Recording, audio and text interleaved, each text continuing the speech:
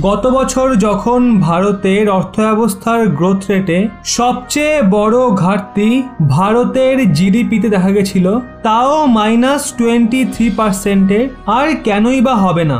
যেভাবে শুরুর দিকেই করোনা মহামারী সম্বন্ধে বেশি তথ্য ছিল না, সেই অবস্থায় বাণিজ্য আর অর্থব্যবস্থার আগে দেশের মানুষকে সুস্থ রাখাটা বেশি জরুরি ছিল। কারণ যদি বেঁচে থাকি তবেই তো নিজেদের এবং দেশের আর্থিক স্থিতিকে সামাল দেওয়া যাবে। আর লকডাউন না করা, সব কিছু খোলা রাখার ফলও আমরা সেকেন্ড ওয়েভে দেখেছি, যাতে লাখ লাখ মানুষের প্রাণ গেছে। কিন্তু তাও ভারত সরকারকে নিয়ে কড়া আলোচনা হচ্ছিল, আর বলা হচ্ছিল সরকারের আর্থিক নীতির কারণে দেশের অর্থব্যবস্থা পুরোপুরি বরবাদ হয়ে গেছে। কিন্তু ভ্যাকসিন আসার পর সরকার স্মার্ট লকডাউন স্ট্র্যাটেজির ওপর জোর দিয়ে আর্থিক গতিবিধি প্রথমবারের মতো পুরোপুরি বন্ধ করেনি। আর যেভাবে ভারতের সাধারণ মানুষরা এখন এই করোনা মহামারীর সাথে বাঁচতে শিখছে, তেমন ভাবে দেশের অর্থব্যবস্থাও ধীরে ধীরে লাইনে আসছে। আর ভারত একবার পুনরায় আর্থিক মহাশক্তি হওয়ার রেসে সবার আগে এগোচ্ছে।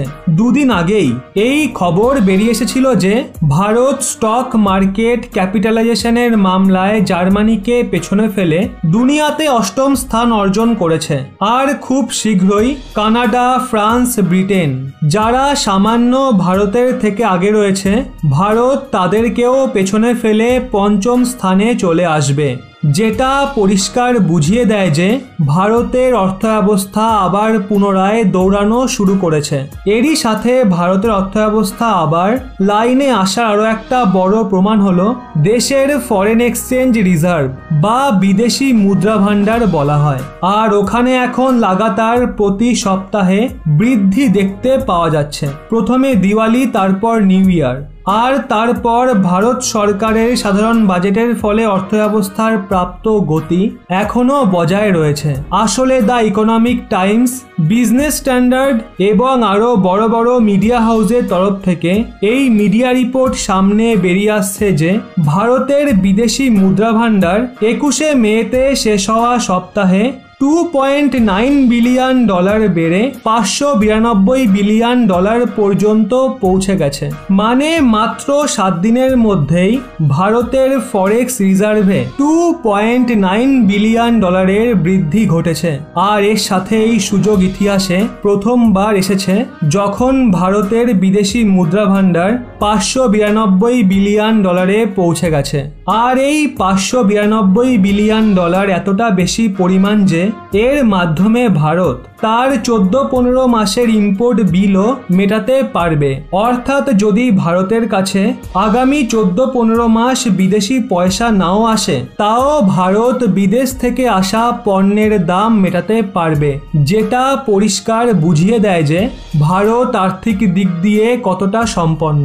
অবশ্য যদি আপনি মনে করেন লকডাউন আর সেকেন্ড ওয়েভের মাঝে ফরেন এক্সচেঞ্জ রিজার্ভ কিভাবে লাগাতার বাড়ছে, তাহলে আপনাদের বলি এই বৃদ্ধির সবচেয়ে বড় কারণ হলো বিদেশি বিনিয়োগ, অর্থাৎ এফডিআই, ফরেন ডাইরেক্ট ইনভেস্টমেন্ট, আর ফরেন কারেন্সি এসেটসের বৃদ্ধি।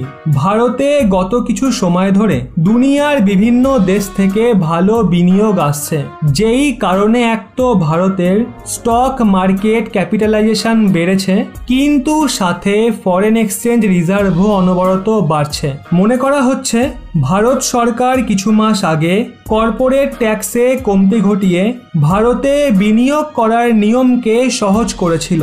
এটা তারই ফল বলে মনে করা হচ্ছে।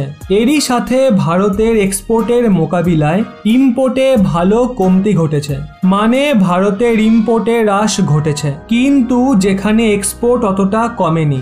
এটাও একটা বড় কারণ ভারতের ফরেন এক্সচেঞ্জ রিজার্ভ লাগাতার বাড়ার। সে যাই হোক, এটা ভারতের জন্য ভীষণ বড় গুড নিউজ, কারণ লকডাউন খোলার পর মনে করা হচ্ছে ভারতের ফরেন এক্সচেঞ্জ রিজার্ভ $600 বিলিয়ন সীমাকেও পেরিয়ে যাবে। আর যদি সেকেন্ড ওয়েভের কারণে লকডাউন না লাগাতে হতো, তাহলে হয়তো $600 বিলিয়ন সীমা এখনই পেরিয়ে যেত। অবশ্য এই বিষয়ে আপনার কি মতামত নিচে কমেন্ট করে জানান। সুখবরটি পারলে সবাইকে শেয়ার করুন, আর এরকমই ব্যাক টু ব্যাক আপডেট পেতে রহস্য বাংলা এই চ্যানেলটি সাবস্ক্রাইব করে পাশের বেল আইকনটি অল করে রাখুন।